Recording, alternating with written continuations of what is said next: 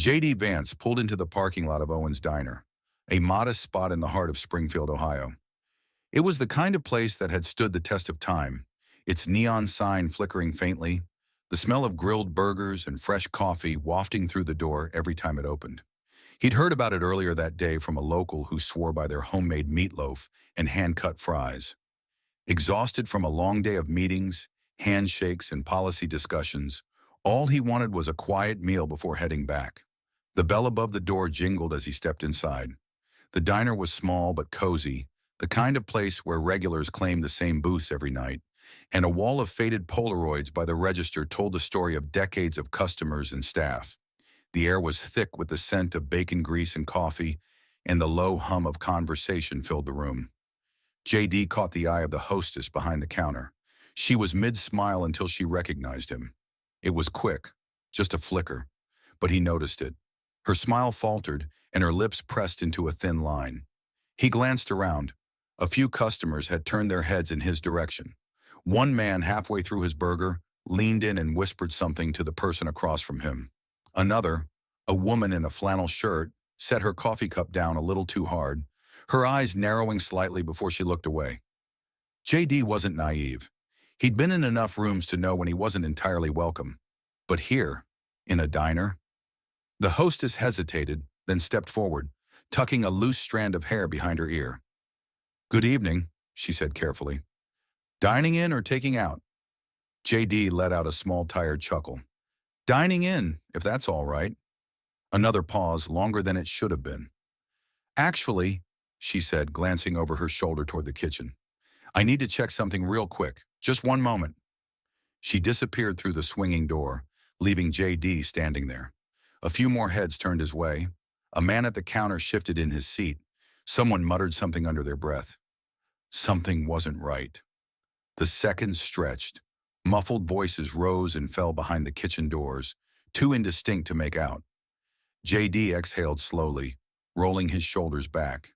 He wasn't going to make a scene. He wasn't going to assume anything either. Maybe there was a policy. Maybe they were short-staffed. Maybe. The hostess returned. This time she didn't look uncertain. She looked decided. "I'm sorry, sir," she said, her voice firmer now. "We can't serve you tonight."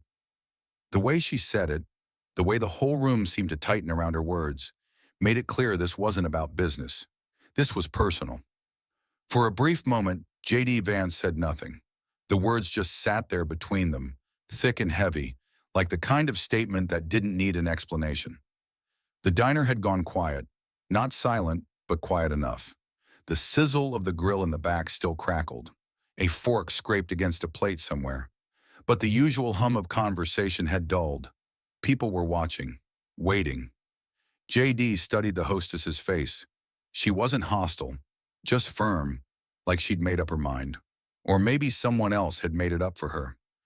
His eyes flicked past her toward the kitchen window. A pair of cooks stood just beyond the counter, half hidden behind a heat lamp stacked with plates, their expressions unreadable. He cleared his throat. "I'm sorry, did I do something wrong?" The hostess didn't fidget this time. "It's just, we'd rather not serve you tonight." "No policy? No, we're closing soon? Just that?" J.D. let his hands settle on his hips, exhaling through his nose. He'd been in his fair share of uncomfortable situations, from political debates to interviews designed to trip him up. But there was something different about being turned away from a place as simple as a roadside diner. A cough broke the moment. J.D. turned slightly, catching the gaze of an older man sitting near the counter. The guy looked like he'd been coming here for years, his blue work jacket frayed at the cuffs, hands weathered from a lifetime of labor. He shook his head, more to himself than anyone else, before stabbing at the last of his eggs. A few booths over, a woman shifted in her seat, her expression unreadable. Across from her, a younger man, probably in his 30s, leaned back with his arms crossed, like he was enjoying the show. J.D. took it all in, the eyes that looked away the second they met his, the ones that lingered too long, the ones that held something sharper, something closer to satisfaction. He could feel the weight of the moment pressing on him. He had options. He could walk out, shake his head, let it go. He could demand an explanation, Call them out. Ask if they had any idea what this would look like in the morning news cycle. He could challenge them outright, see if they'd stick to their decision when they realized they were refusing a U.S. senator. Instead, he did none of those things. "All right," he said, nodding slowly. His voice was even, measured. "Can I speak with the manager?" That caught a few people off guard. The hostess hesitated again, glancing toward the kitchen as if asking for silent permission. The older man at the counter muttered something under his breath. Someone near the window let out a short laugh, like they couldn't believe he was actually going through with it. JD just stood there waiting. The hostess disappeared again, this time through a different door. A few more beats of silence, a sip of coffee, a plate being slid across the counter. Then the door swung open, and a man in his early 50s stepped out. Broad-shouldered, thick arms crossed over a grease-stained apron. His name tag read *Don*. Don didn't ask JD what he wanted. He just looked him over once, then said, "I hear you got a question." But the way he said it wasn't welcoming. It wasn't even polite. It was a challenge. JD Vance met Don's stare, steady and unreadable. He wasn't here to argue. He wasn't here to throw his weight around. But he also wasn't about to just walk out without understanding why. "Yeah," JD said. "I'd like to know why you won't serve me." Don exhaled sharply through his nose like he'd been expecting the question, but still wasn't in the mood to answer. He wiped his hands on his apron, glancing toward the handful of customers still watching the exchange. Some pretended not to listen. Others didn't bother hiding their curiosity. "Look," Don said, shifting his weight. "This ain't personal." JD raised an eyebrow. "Seems pretty personal." Don's jaw tightened. He rubbed the back of his neck, then finally sighed. "People around here got their opinions about you, about the things you stand for. I got a business to run, and I don't want trouble." JD nodded slowly, letting the words sink in. "And me sitting down for a meal is trouble?" Don didn't answer right away. He glanced toward the counter, where the old man in the work jacket had gone back to his eggs, chewing a little slower now. A few booths away, the younger guy still had his arms crossed, watching like this was the best entertainment he'd had all week. JD had seen this before. Not exactly like this, but close enough. It wasn't about a single decision. It was about what it meant, how it would look, how people would react. It was about the ripple effect, the pressure from all sides, the silent expectations that could push a person into making choices they weren't sure about. He glanced back at Don. "Be honest with me. Do you agree with this? Or is this just about keeping the peace?" Don hesitated. His fingers curled slightly against his apron, and for the first time, JD saw something that almost looked like discomfort, like maybe Don wasn't as sure about this as he wanted to seem. But before the man could answer, the younger guy in the booth let out a sharp laugh. "Oh, come on," he said, shaking his head. "This ain't that deep. You're just not welcome here. Simple as that." JD turned toward him, studying him for a moment. He looked like the kind of guy who enjoyed a good fight, someone who had been waiting for an excuse to say something. JD didn't bite. He just looked back at Don. "I've got no problem leaving if that's really what you want." The words hung there, giving Don a chance to take a breath, to reconsider, to push back against whatever pressure had led to this moment. Don's gaze flicked toward the kitchen, then back to JD. "I just don't want things to get ugly," Don said finally. JD nodded. "Neither do I." For a long moment, neither of them spoke. JD could have left. He could have shaken his head, walked out, and never looked back. He could have made a call, turned this into a headline, let the internet do what it does best. But instead, he did something no one expected. He pulled out a chair, sat down, and said, "Then let's talk." The room tensed. JD didn't slam the chair down. He didn't puff up his chest or raise his voice. He simply sat, resting his hands on the table like he had all the time in the world. The diner wasn't used to this. Confrontations usually ended quickly, with one side storming out or shutting down. But this wasn't that. Don looked at him for a long moment, then let out a slow exhale. "Talk," he repeated, as if the word itself didn't belong here. JD shrugged. "You don't want me here. I get that. What I don't get is why, so let's talk about it." A low chuckle came from the younger guy in the booth. "Man, this guy's got nerve." JD ignored him. Don pulled out the chair across from JD but didn't sit down. Instead, he leaned on it, arms resting against the back. His apron was still dusted with flour, the kind that had probably been there since the morning shift. "I run a business," Don said finally. "I don't pick fights. I don't want headlines. But I got a community to think about." JD nodded.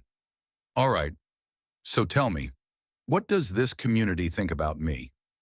Don looked over his shoulder, almost like he was waiting for someone else to answer that question. The waitress by the counter shifted uncomfortably. The man in the work jacket kept his eyes down, but his fork hadn't moved in a while. Then Don looked back. "People here don't like politicians. Don't trust them. And some of the things you've said, some of the things you've stood for, it doesn't sit right with folks." JD leaned back slightly. "Fair enough. But you don't know me, do you?" Don hesitated. "Not personally, no." "Then tell me," JD continued, "if I was just some guy walking in here, not someone you've seen on TV, would we even be having this conversation?" Silence. JD let the quiet stretch, watching Don's expression shift just slightly. Not a full change, but something had cracked, even if it was small. But then from the back of the room, the younger guy scoffed. "This isn't about TV, man. It's about people knowing who you really are." JD turned toward him. "And who am I?" The guy grinned, finally getting the attention he'd been craving. "You're the guy who acts like he understands regular people, but you play politics like everyone else." JD nodded slowly, considering that. "All right," he said. "Then tell me, what do you think I should have done differently?" The guy blinked. That wasn't the response he was expecting. "You want me gone?" JD continued. "Fine, but you've got the floor. Say what you need to say." The diner was dead silent now. Even the kitchen had gone still, no plates clinking, no orders being called out. Don sighed, rubbing the back of his neck. "This ain't what I expected tonight." JD cracked a small, tired smile. "Me neither." But for the first time, the tension wasn't just about division. It was about something else, something closer to understanding. The diner wasn't just quiet now. It was watching. Even those who had pretended not to care were listening, sneaking glances over their plates. JD sat there patient. The younger guy, still leaning back in his booth, looked like he wanted to say something, but for the first time, hesitation crossed his face. Maybe because he realized JD wasn't arguing. He wasn't defending himself. He was just waiting. Don, still gripping the chair in front of him, finally let out a breath. "You want to know what people think?" He shook his head. "They think you're full of it." JD didn't react, just tilted his head slightly like he was considering the words. "They think you talk about working class folks, but you still play the game. That you make promises like every other guy in a suit. But when it comes down to it, nothing changes." Don exhaled through his nose. "And they don't forget." JD nodded slowly. "I get that." The younger guy let out a scoff. "That's all you're gonna say?" JD turned toward him. "What else do you want me to say?" The guy straightened in his seat. "I don't know, man. You're supposed to argue. Defend yourself. Say something." JD rested his forearms on the table. "You already made up your mind about me before I walked through that door. You wanted me to get mad. Wanted me to fight back so you could feel justified." The guy's mouth opened slightly, but nothing came out. JD continued, his voice steady. "But what if I told you I know exactly what that frustration feels like?" He looked back at Don. "You said nothing changes. I know that feeling. I grew up in it. I watched people around me get left behind. Hell, I felt left behind. And yeah, I went to school, did things people never expected me to do. But that doesn't mean I forgot." Don's fingers tapped against the chair. His expression was unreadable, but he didn't look dismissive. He looked thoughtful. JD glanced around the diner. "You don't have to agree with me. I'm not here to change your minds. But I walked in here as a customer, not a politician. Just a guy looking for a meal." A pause. Then, from the counter, the old man in the work jacket muttered, "Damn shame when a man can't even get a burger." The tension cracked just slightly. A few people smirked. Even Don let out a small chuckle, shaking his head. JD turned back to him. "So what now?" Don exhaled, running a hand over his face. He looked toward the kitchen, where the cooks were still watching, then back at JD. "I'll tell you what," Don finally said. "You sit here and finish this conversation. And if by the end of it, I don't think you're just another guy talking a good game, maybe, just maybe, I'll have my waitress bring you a menu." JD nodded, a small smirk tugging at the corner of his mouth. "Sounds like a deal."